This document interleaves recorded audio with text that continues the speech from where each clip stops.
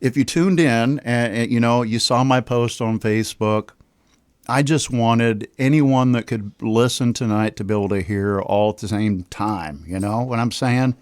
My cave dwellers who have been with me for 6 years, and those who have been with me for a long time.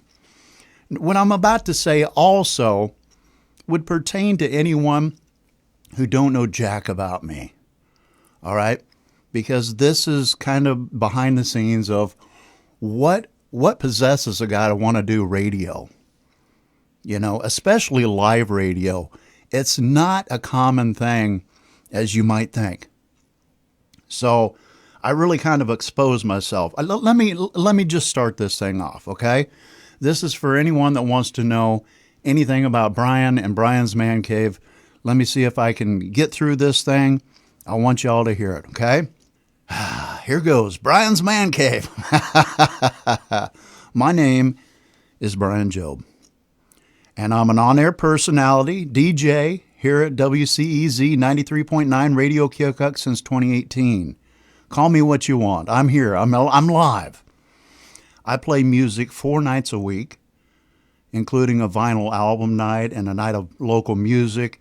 I do interviews every Friday with local musicians. That's Big Dom's Local Music Roundup. That's the first show I ever did on this radio station. And that's where I started my journey here.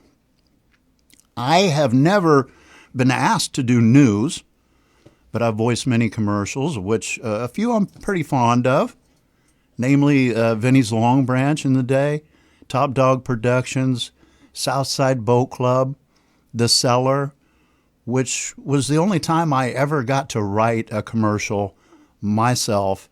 And I can thank Judy Boots for the opportunity and for making me sound good, especially in the Burlington Riverfront Rock Night commercial and video. I don't know if any of you saw the video. She did a kick-ass job on that and really made me sound good in that commercial. I thank her for that. Moving along. As far as Brian the person, I was born and raised here in Keokuk in a modest middle-class family, a working dad, stay-at-home mom, one car, small house with a dog, and a white picket fence.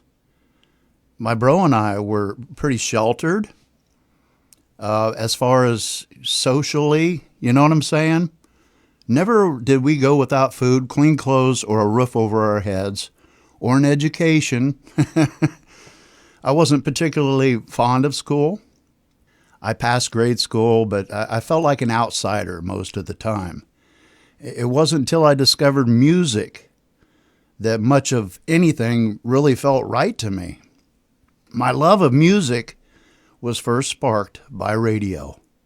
KOKX played in our kitchen every morning or anytime Mom was busy in the kitchen, which was a lot, you see. There was a variety of music, especially then, and even on FM radio that I discovered later when my brother and I got our own radios for Christmas. We held our radios to our ears every night at bedtime and eventually got earbuds, making listening to music much easier. I'm a headphone guy these days. I also began playing my mom's record collection, sitting in front of her stereo with what I remember to be a good sounding set of headphones. I listened to everything from Chicago and the Beatles to Barry Manilow, and ELO. Countless bands on 45 singles. I still have my mother's 45 box to this day. I don't know that they're all in there, but it's kind of a cool thing to have as a memory. Eventually, Mom and Dad bought my bro and I a record player. And occasionally an album by teeny bopper bands like the Bay City Rollers or Leif Garrett, Sean Cassidy. That was my bros. But when my friend Matt Helms pulled out a Led Zeppelin album from my mom's collection and told me, "You got to hear this," my rock fixation was born. At least, at that time, my buddy Brad Bodie, rest in peace to Brad. He was my closest friend, and soon Brian Whitaker, still to this day the bestest of friends. They both shared my interest in all things rock and roll. I was a freak for rock and roll. At the age of 12, I went to my first concert with an older friend and was instantly obsessed with seeing my favorite bands live. From that moment on, I was reading and subscribed to magazines like Circus, Hit Parader, and Cream, and would read them cover to cover. I'm telling you, ads, everything, I read them. As I did album notes and credits. That's part of why I can pull certain things out of my head at times. I've always been deep into the knowledge part. I remember pretty vividly being alone in Jeff's and my bedroom. We shared a bedroom, small house, pitched roof. We hung posters. We had to hang them very carefully. They'd fall off the damn wall. But I remember in the bedroom practicing my DJ skills for an imaginary audience on an imaginary station called, ironically, KROK or K-Rock. Paper route and snow shoveling money funded my appetite for records, cassettes, various rock merchandise, and publications. My parents were divorced when I was 15. I became a rebellious and increasingly uninterested in school. I wasn't popular or ever encouraged to be involved in sports or extracurricular activities. I somehow made it through school, but just barely, as I didn't straighten up until halfway through my junior year, really, when a teacher took interest in my written stories and poems. Sorry, folks. In my senior year, when taking classes like debate and speech and TV and radio broadcasting, Tom Palermini, known on the air as Tom Dominic, manager of KOKX at the time, came to career day at KHS, the Keokuk High School, 1985. All right, I'm dating myself. and he really sparked my interest and courage to go to the station to apply. And as soon as I had my diploma in my hand, I did visit Tom, who was very kind to me. He even recorded me reading the news from a piece of paper, and it had edits in it, lines scratched out. That's the way they did it at the time. Now, back in Tom's office, which is now Mikey G's office, there's some significance to that. He told me, Tom did, that I had a good voice for radio, but at the time they weren't hiring. He assured me that he would keep my info, and I'm sure that he did, on file, and they'd contact me when they needed someone. Of course, my lack of college education was probably the biggest deciding factor. You just didn't get certain jobs without a college degree at that time. I moved on to delivering office and industrial supplies, bartending in a couple places, until I decided that factory life was the only way I could make a decent living. Now, here's the deal. This brings me to here. And this is where I'm kind of flying by the seat of my pants. And that has been a thing, if you remember, for me, pretty much since the beginning of Brian's Man Cave. I used it as kind of a tagline at points. I'm flying by the seat of my pants. And really I was. Fake it till you make it, you know what I mean? And I would like to think that 6 years later, I'm doing much better than I did in the early days. But I had a lot of support, so I do appreciate it. Here's the deal. Let me see if I can figure out exactly where I should start this thing. Here, let me just tell you this. I'm getting this out in the open for all of you who have been supporting me. Brian's Man Cave will be a bridge to one show a week, beginning January 1st, a couple weeks away, whatever. That one show a week will continue on Sunday nights with my bro Jeff as my co-host, as he has been with me from the beginning. I mean, really, literally the beginning. Radio Keokuk management, from what they communicated to me, needs to make cuts. And my weekend shows and my local music roundup appearances are the first to go.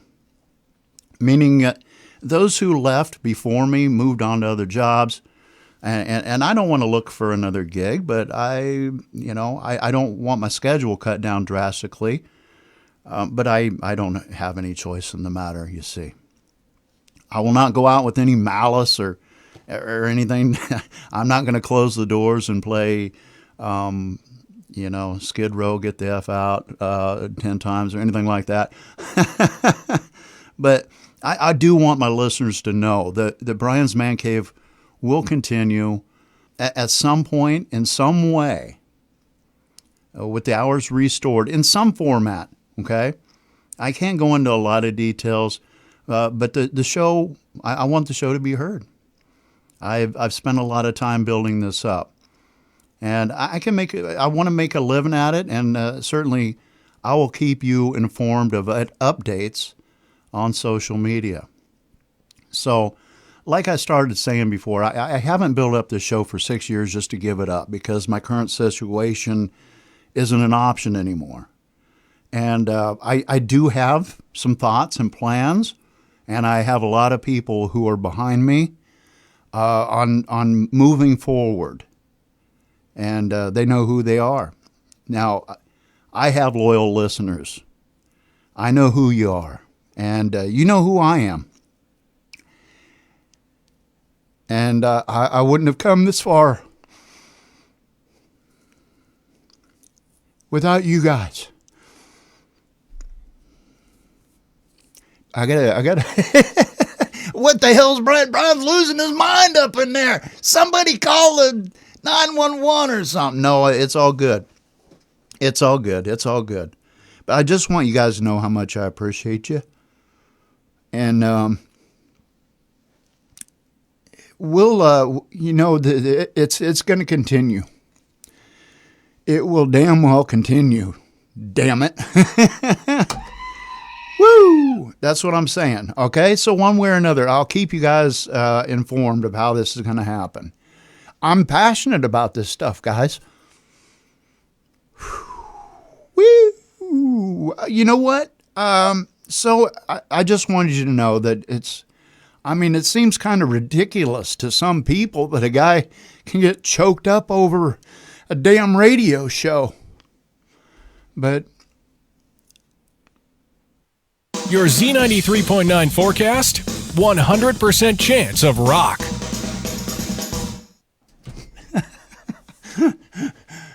All right. Okay, so I just had to delete myself. I hope you're hearing me. All right, I'll calm it down now. So here's the deal. I'll continue. I hope you're all hearing me now. I can't believe I just had to hit the delete button on myself. I will continue, okay, to support local music, because without those contacts and our area's rich history, I would never have gotten a radio gig or had the ability to produce shows like the Top 20 Local Music Countdown or Big Don's Local Music Roundup. And I would like to think that listeners understand and appreciate the significance of Brian's Man Cave as being live without a net. And here is a great example of what I'm doing right now. Unscripted to a certain extent. I do have some notes here, and I had to have them. I think you understand. Unscripted and balls out, vulnerable to imperfection, but with the human element so sorely missing in radio these days. I want to thank listeners, all you listeners, everybody that's messaging me right now. And I call you guys K-dwellers because you're my friends and we interact. This isn't just me plugging in some stuff and saying, hey, here you go. Okay? And I thank you all for allowing me the opportunity to, for the first time in my life, fulfill a dream that I've had since I was a kid. As silly as the dream may be to some, and as many downgrades and sacrifices I've made to be able to enjoy this dream, I feel that I'm not only ambitious, but determined and brave to continue forward with it against its downsides, and realize that my happiness cannot be bought with money. So folks, when it comes down to it, do what you love to do and make it work somehow. You know what I'm saying? I love you guys, and I appreciate you, and I'm going to cut it off right there, okay? Abridged Brian's Man Cave, one night a week, 3 hours, Bro Jeff, 1 hour of local music, 1 hour of vinyl, 2 albums, and 1 hour of probably a rotating theme of some sort, okay? As the night goes on, I will probably shout out to some of you individually, bring up some memories. There's a lot of good stuff that I'm going to play for you tonight from past shows, past playlists that I have. And you heard me play Black Dog by Led Zeppelin. That is the song, and I still have my mother's album. And Let There Be Rock, kick-ass tunes. Those two songs right there, and I saw comments about them earlier. Yeah, those really sparked me up. And I'm still passionate about rock and roll. Even the new stuff, I'm trying to digest as much as I can. I've been around for a while. You know what I mean? But guys, thank you. And it's not over. It is not freaking over. Keep tuning in on, I'm gonna finish this thing out through the month of December. I've been approved for a New Year's Eve show, just to let y'all know. But I will be condensed in a big way down to Sunday nights as of January.